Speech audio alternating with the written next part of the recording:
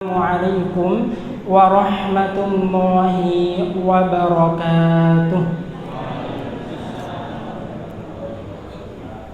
Innal hamdalillah nahmaduhu wa nasta'inuhu wa nastaghfiruh wa na'udzu billahi min shururi anfusina wa min sayyiati a'malina man yahdihillahu fala mudilla lahu wa man yudlil fala hadiyalah.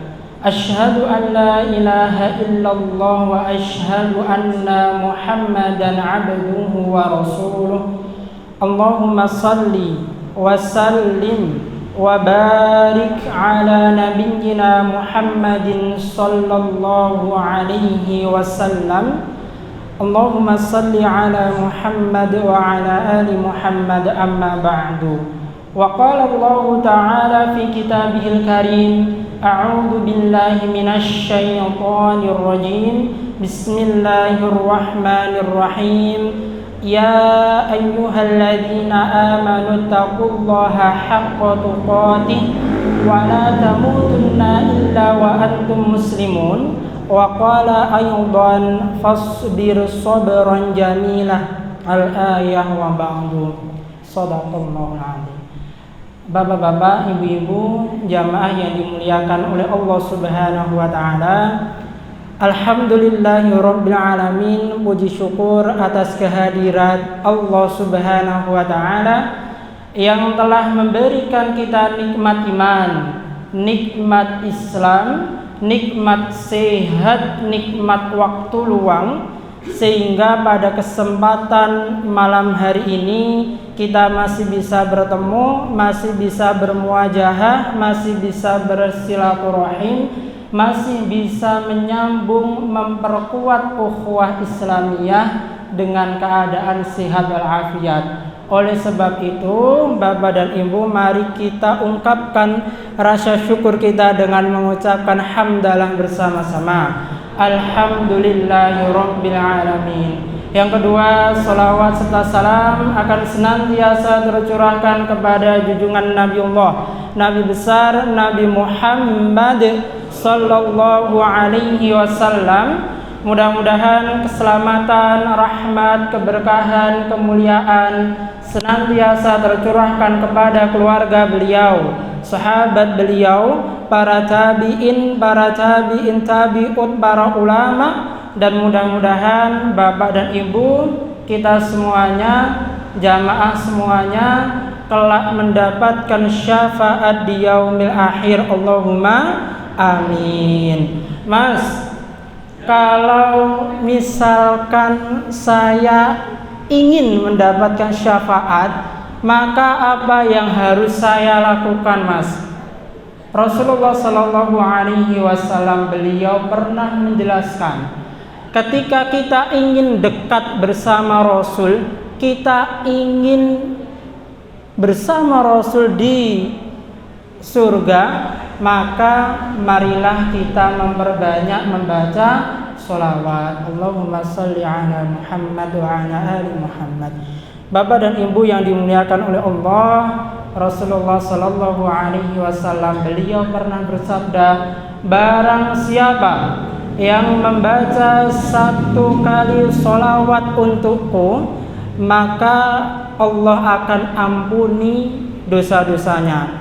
Dan di hadis yang lain, Rasulullah Sallallahu Alaihi Wasallam beliau pernah bersabda, barang siapa yang membaca sholawat untukku satu kali, maka Allah akan menghapus 10 dosa pada dirinya, dan Allah akan memberikan tambahan kebaikan, 10 tambahan kebaikan untuk dirinya, dan Allah akan tingkatkan derajatnya 10 derajat untuk dirinya.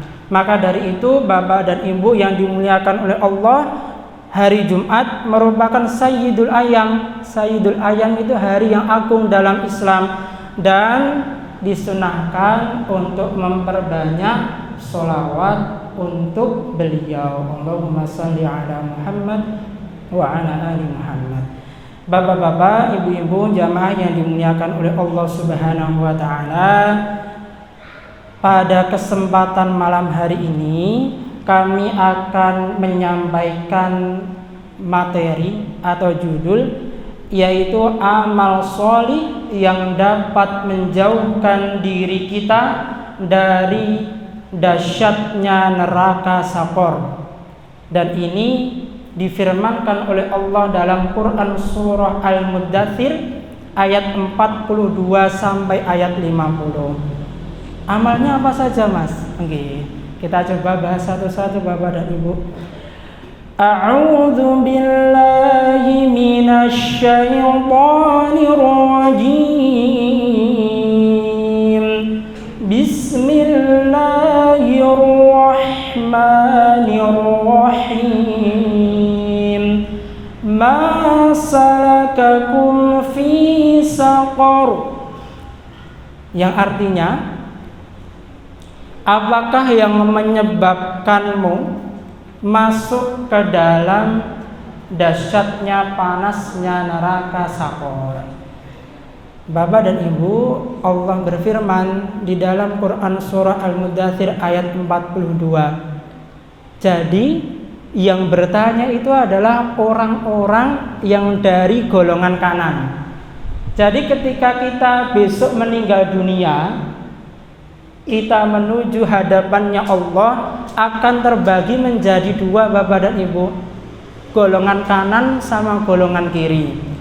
Nah, yang golongan kanan di dalam tafsir Imam Ibnu Katsir, beliau menjelaskan bahwa golongan kanan ini adalah orang-orang yang bertakwa, beriman kepada Allah, beramal sholih, istiqomah atau istimror.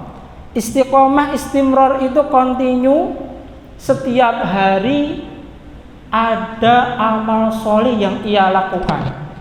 Dia istiqomah dalam keimanan kepada Allah dan tempatnya di surga dan juga tinggi.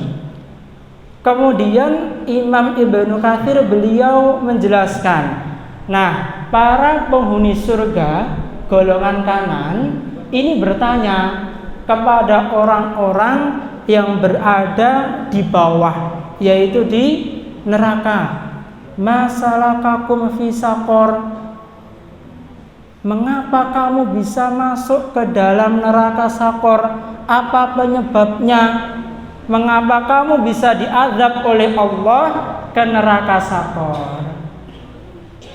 Kemudian penghuni neraka Sakor ia menjawab, qalu lam naku minal musallin.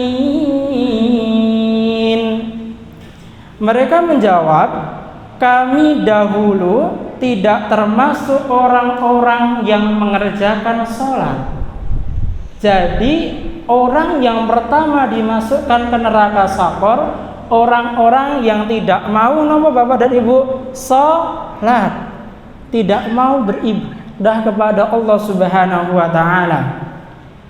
Bapak dan Ibu yang dimuliakan oleh Allah Subhanahu wa ta'ala, sholat itu termasuk amal yang utama dalam Islam, sehingga hal ini perlu kita jaga sampai kita meninggal dunia. Kita memohon kepada Allah agar mendapatkan rahmat, mendapatkan taufik dan hidayah, agar kita bisa melaksanakan ibadah sholat dengan ikhlas sesuai dengan tuntunannya Rasul, dan sebisa mungkin kita istiqomah sampai kita meninggal dunia. Bapak dan Ibu yang dimuliakan oleh Allah Subhanahu wa ta'ala, kami dahulu tidak termasuk orang yang sholat. Imam Ibnu Katsir dalam tafsirnya Imam Ibnu Katsir, beliau menyampaikan orang-orang yang sholat dalam ayat ini adalah orang-orang yang mukmin, yang dia itu menjaga sholat 5 waktunya. Itu adalah orang-orang yang sholat. Bapak dan Ibu yang dimuliakan oleh Allah, Mas, kalau zaman dahulu pada saat saya belum mengenal Islam, pengajian di Masjid Qonitat belum banyak, saya itu bolong-bolong sholatnya. Wah, tidak terhitung mas, sholat saya bolongnya berapa, tidak terhitung. Lalu bagaimanakah cara saya agar Allah mengampuni saya dan memberikan peluang pahala yang besar untuk saya? Maka Allah berikan tambahan yang namanya ibadah sholat sunnah. Yang pertama yang perlu kita jaga adalah ibadah sholat 5 waktu kita.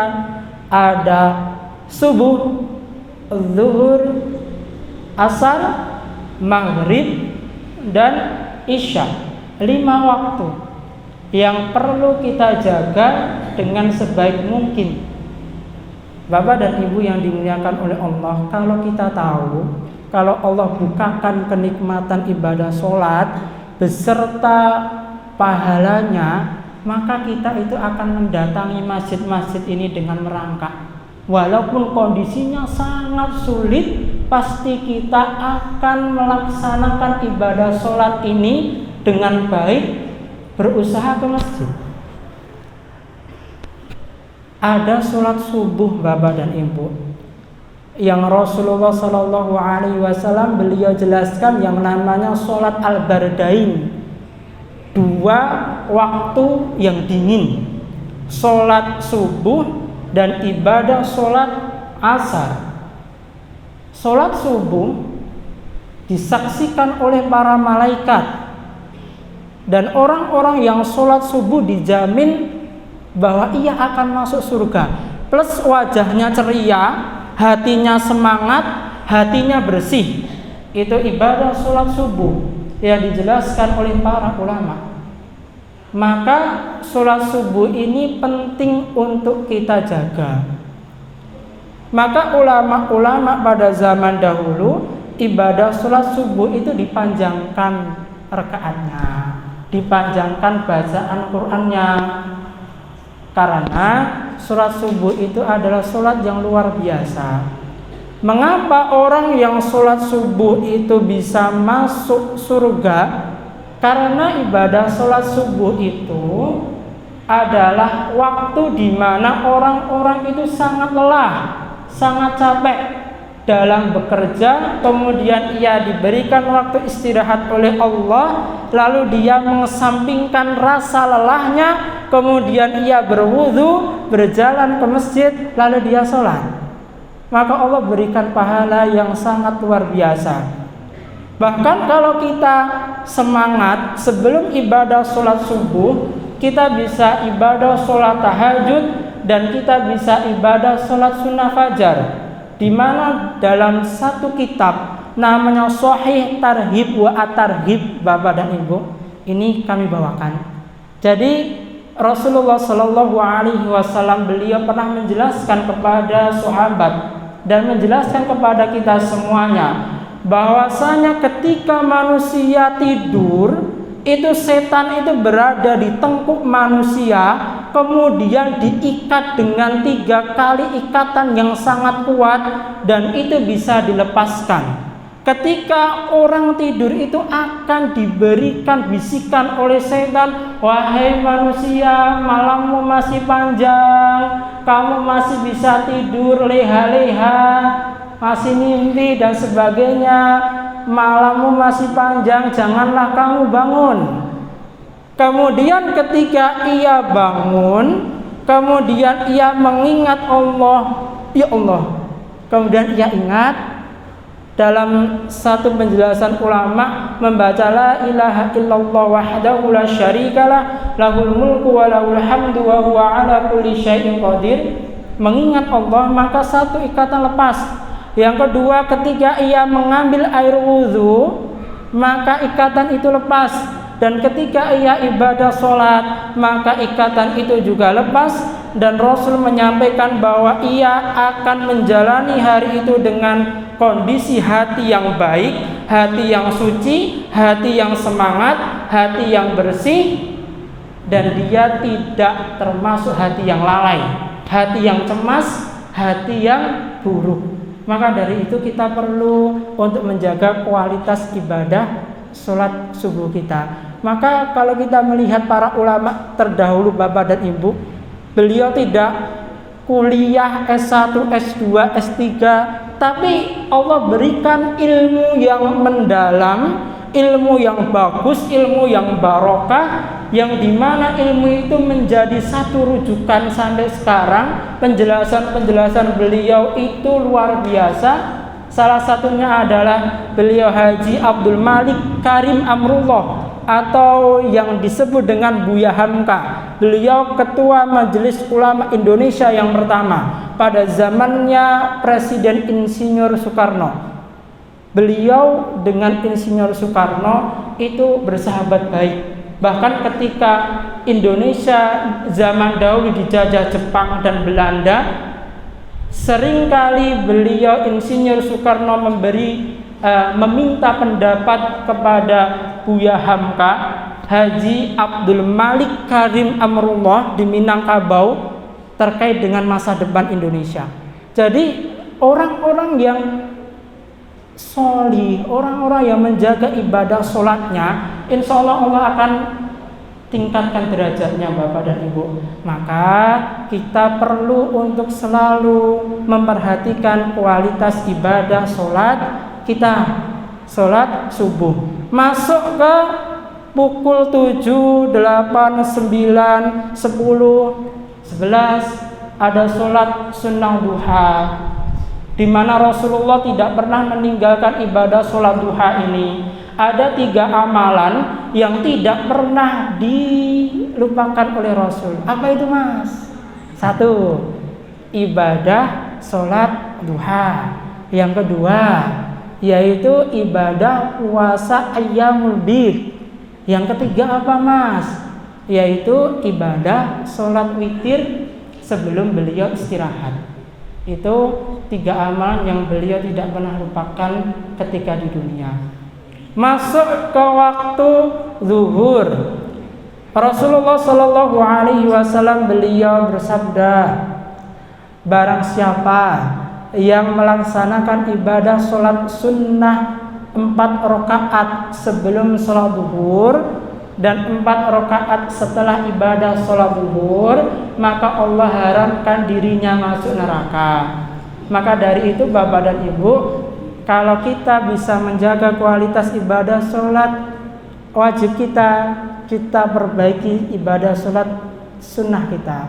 Masuk ke waktu asar yang disebutkan oleh Rasul dengan ibadah sholat al-bardain yang dijamin masuk surga. Sholat asar, waktu asar adalah waktu yang sangat sibuk manusia dalam bekerja. Kemudian dia menjauhkan dirinya sejenak untuk fokus kepada Allah, maka dia mendapatkan pahala surga. Bapak dan Ibu yang dimuliakan oleh Allah Subhanahu wa taala, ketika saya menikah, almarhum dari bapak saya itu kan beliau seringkali menerjemahkan teks-teks bahasa Arab. Saya coba baca salah satu terjemahan dari beliau. Ada satu kitab warna biru Bapak dan Ibu, dikisahkan di situ. Jadi ada satu orang Arab Badui. Beliau bertanya kepada Ibunda Aisyah, wahai Ibunda Aisyah, amal apa yang paling utama, yang paling hebat, yang pernah Rasulullah kerjakan selama beliau hidup? Kemudian Ibunda Aisyah menjawab, wahai saudaraku, bukankah seluruh amalnya Rasul itu luar biasa? Bukankah seluruh amalannya beliau Rasulullah Shallallahu Alaihi Wasallam itu mantap semuanya? Kemudian beliau menjelaskan Ibunda Aisyah, wahai saudaraku, ketahuilah dahulu Rasulullah Shallallahu Alaihi Wasallam beliau seringkali istiqomah selalu melaksanakan ibadah sholat sunnah malam sampai kaki beliau itu bengkak. Kemudian saya bertanya, wahai Rasulullah, bukankah engkau itu maksum? Engkau tidak punya dosa, engkau dijamin surga. Mengapa engkau masih demikian semangat untuk melaksanakan ibadah sholat ini? Lalu Rasulullah menjawab, wahai Ibunda Aisyah, sesungguhnya ini adalah caraku untuk bersyukur. Alhamdulillah. Jadi cara kita mensyukuri nikmat Allah adalah dengan kita ibadah sholat. Mudah-mudahan kita semuanya termasuk hamba Allah yang senantiasa diberikan rahmat untuk melaksanakan ibadah sholat. Allahumma amin. Lalu apa mas penyebab orang masuk neraka sakor? Kemudian dalam firman-Nya Allah berfirman, walam nakunu ta'imul miskin, dan tidak pula kami memberikan makanan kepada orang-orang yang miskin. Jadi orang-orang yang akan masuk ke neraka sakor itu adalah orang-orang yang tidak mau berbagi kepada orang-orang miskin.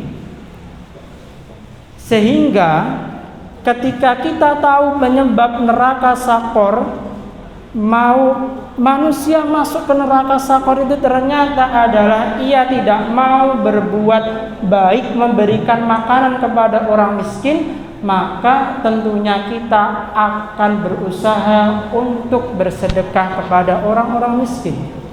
Jamaah yang dimuliakan oleh Allah Subhanahu wa taala, dijelaskan oleh Imam Ibnu Katsir dalam kitab beliau Tafsir Imam Ibnu Katsir, tidak pula kami menganjurkan untuk bersedekah kepada orang miskin. Kami tidak termasuk orang yang menunaikan zakat dan tidak termasuk orang yang bersedekah. Jadi Bapak dan Ibu, orang yang akan dimasukkan ke neraka sakor itu adalah orang-orang yang tidak mau sedekah, tidak mau berbagi kepada orang-orang miskin.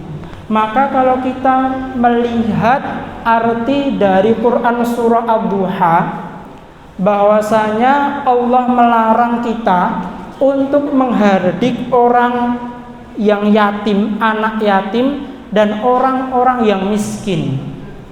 Dan Allah melarang hal itu karena Bapak dan Ibu, kalau kita seorang anak punya orang tua, anak itu akan merasa tenang.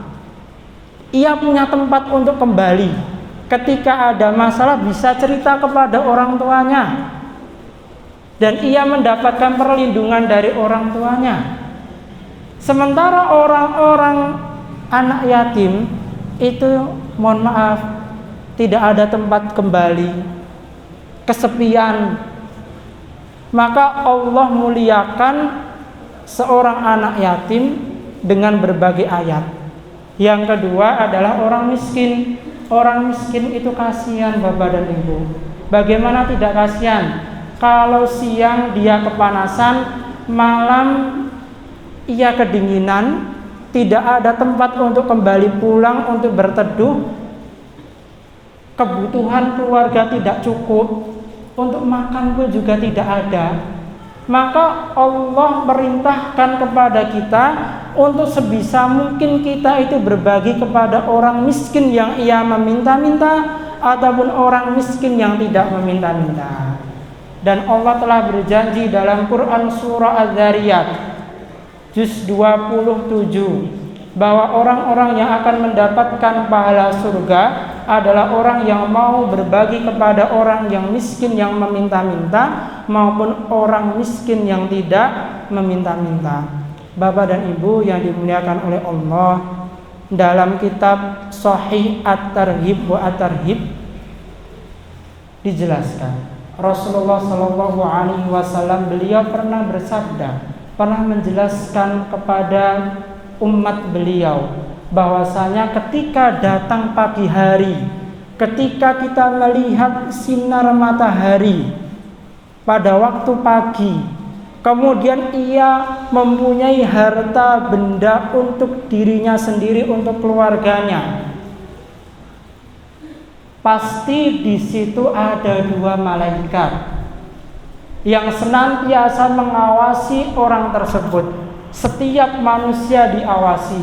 Dua malaikat itu, ketika ada orang yang bersedekah, maka ia akan berdoa kepada Allah, ya Allah, muliakanlah orang tersebut, tambahkan keberkahannya, ziyadatul khair, tambah keberkahan dalam hidupnya, muliakanlah kehidupannya. Tetapi malaikat yang satu melihat ada orang yang kebutuhannya sudah cukup, bahkan turah-turah, tapi dia mohon maaf tidak mau berbagi kepada orang miskin yang meminta-minta atau orang miskin yang tidak meminta-minta, dia kikir. Maka malaikat tersebut akan berdoa kepada Allah, ya Allah, kuranginlah hartanya, jadikanlah harta mereka tidak barokah, dan lain sebagainya. Maka dari itu Bapak dan Ibu, mari sebisa mungkin kalau kita sedang lapang, kita sedekah. Kalau saat kita tidak lapang pun juga sedekah. Karena roda manusia itu berputar. Kadang orang itu kaya, kadang orang itu miskin, kadang orang itu tidak punya apa-apa, kadang hartanya melimpah. Kalau kita punya harta kekayaan, sedekah. Supaya sedekah itu membersihkan jiwa dan harta kita. Bapak dan Ibu, jadi yang kedua, amal yang bisa menjauhkan diri kita dari dahsyatnya neraka Sakor, yaitu kita sedekah kepada orang miskin. Bapak dan Ibu yang dimuliakan oleh Allah. Lalu apa Mas? Yang ketiga, orang-orang yang disiksa di neraka Sakor itu yang bagaimana Mas? Wa kunna nakhudu ma'al khaidin, dan dahulu kami selalu membicarakan kebatilan bersama orang-orang yang membicarakannya. Jadi yang ketiga Bapak dan Ibu, orang yang akan diazab oleh Allah dengan neraka Sakor, orang-orang yang senantiasa hidup di dunia itu dia seringkali merencanakan kebatilan, merencanakan perbuatan-perbuatan buruk yang mencelakakan orang lain, yang membuat agama Islam menjadi image-nya tidak baik, misalkan begitu. Karena media sosial itu banyak sekali Bapak dan Ibu sekarang yang memberitakan hal-hal yang buruk, padahal yang buruk itu bukan Islamnya, tetapi adalah oknum-oknumnya tersebut. Tetapi seringkali dibicarakan agamanya yang buruk, padahal agama Islam itu adalah agama yang diridhai oleh Allah Subhanahu wa ta'ala. Bapak dan Ibu yang dimuliakan oleh Allah Subhanahu wa ta'ala, kebatilan itu akan berdampak kepada keburukan. Contoh dari perbincangan yang buruk adalah yang namanya ghibah, bohong, mengadu domba, membuat orang lain marah, memfitnah dan lain sebagainya. Apalagi itu direncanakan. Nah, itu adalah hal-hal yang buruk, tentunya harus kita hindari. Dan kita yakin bahwasanya kita itu manusia itu tidak sempurna. Terkadang ketika kita khilaf, kita pernah membicarakan keburukan saudara kita pernah juga berbohong, kita juga pernah tidak jujur. Maka hal-hal tersebut, maka kita harus beristighfar kepada Allah. Bapak dan Ibu yang dimuliakan oleh Allah Subhanahu wa ta'ala, kejujuran itu adalah hal yang luar biasa yang diperintahkan oleh Rasulullah SAW. Beliau itu sangat jujur, Bu. Bahkan para ulama itu menjelaskan, dahulu kaum kafir Quraisy, beliau kan orang-orang tersebut itu sangat benci sama Rasul. Tetapi orang-orang tersebut kalau nitip sesuatu itu kepada Rasul, nitip kunci rumah kepada Rasul, nitip apapun kepada Rasul, karena beliau itu terkenal sebagai orang yang amanah, beliau jujur, akhlaknya baik. Maka Rasulullah Shallallahu Alaihi Wasallam beliau pernah memerintahkan kita Bapak dan Ibu, lazimilah kejujuran, karena kejujuran itu akan membawamu kepada kebaikan, membawamu kepada kebenaran, dan kebaikan kebenaran itu akan membawamu kepada surga. Dan jauhilah yang namanya perbuatan dusta, karena kedustaan itu membawamu kepada keburukan, dan keburukan itu akan membawamu kepada neraka. Dan orang-orang yang senantiasa berkata jujur, maka Allah akan tampakkan wajahnya itu sebagai wajah orang yang jujur. Jadi kalau kita dekat, kita baru kenal sama orang Bapak dan Ibu, kita lihat, loh kok orangnya itu baik, kok wajahnya ini jujur. Mungkin ia ada orang yang tulus ikhlas jujur kepada Allah, kepada manusia, sehingga Allah tampakkan di muka bumi dia itu orang yang jujur. Contoh yang paling real siapa? Rasulullah. Ketika beliau berhijrah dari kota Mekah menuju Madinah, beliau itu langsung dinilai oleh orang Madinah sebagai orang yang jujur. Luar biasa beliau. Dan orang-orang yang dia itu bohong, seringkali berbohong, maka Allah akan tampakkan wajahnya itu adalah wajah orang yang bohong. Jadi sudah ada kisi-kisinya Bapak dan Ibu. Wah, kok ada orang tiba-tiba datang salaman kepada kita, tidak tahu siapa, kemudian ngobrol bincang-bincang, kalau bahasa Jawanya ngalor ngidul, ternyata mau ngapusi, mau bohong. Kan banyak Bu sekarang seperti itu. Oh nggih. Jadi banyak seperti itu Pak, pinjaman online dan lain sebagainya. Nah misalkan begitu Bapak dan Ibu yang dimuliakan oleh Allah, pentingnya kita menjaga perkataan, tidak merencanakan hal-hal yang batil, tidak merencanakan keburukan, supaya kita tidak termasuk orang yang dimasukkan ke dalam neraka sakor. Allahumma amin. Yang terakhir Bu, nah, yang terakhir adalah wa kunna nukadzibu biyaumiddin, dan dahulu kami juga mendustakan hari pembalasan. Jadi orang yang akan dimasukkan ke dalam neraka sakor adalah orang yang dia itu tidak percaya bahwa ketika dia meninggal dunia seluruh umat manusia dan bumi ini hancur, tidak dikumpulkan di hadapan Allah, tidak dihisab sampai ia meninggal. Jadi kepercayaan kepada Allah terkait dengan hari akhir, adanya yaumul hisab, itu sangat penting, karena itu keimanan kita kepada Allah. Bapak dan Ibu yang dimuliakan oleh Allah Subhanahu wa taala, para ulama menjelaskan yang namanya hisab itu dibagi menjadi dua pengertian. Yang pertama adalah al-arom, yaitu penampakan dosa dan kemaksiatan yang pernah manusia kerjakan di dunia ini.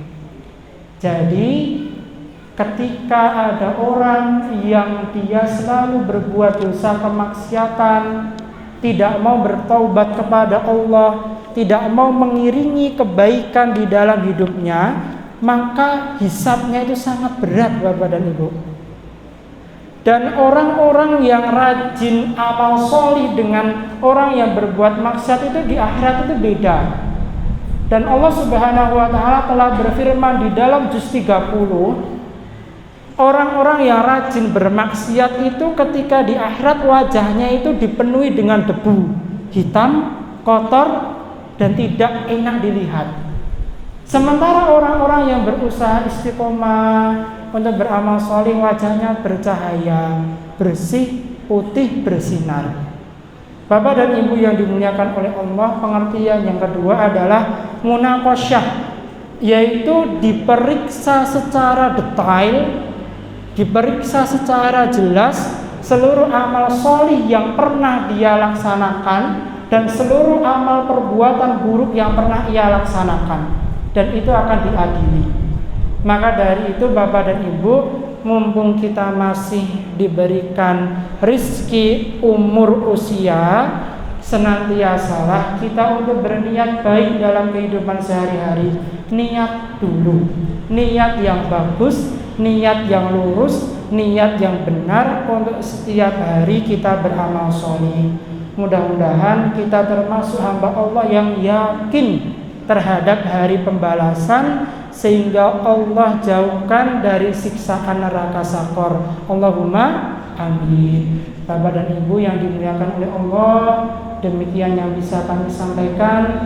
Kami tadi diberikan amanah oleh takmir masjid untuk menyampaikan materi sedikit 20 atau 30 menit, karena setelah ini akan dilaksanakan rapat evaluasi ibadah kurban. Terima kasih, mudah-mudahan yang sedikit ini bisa bermanfaat. Kurang lebihnya kami mohon maaf. Wal afu minkum. Wassalamualaikum warahmatullahi wabarakatuh.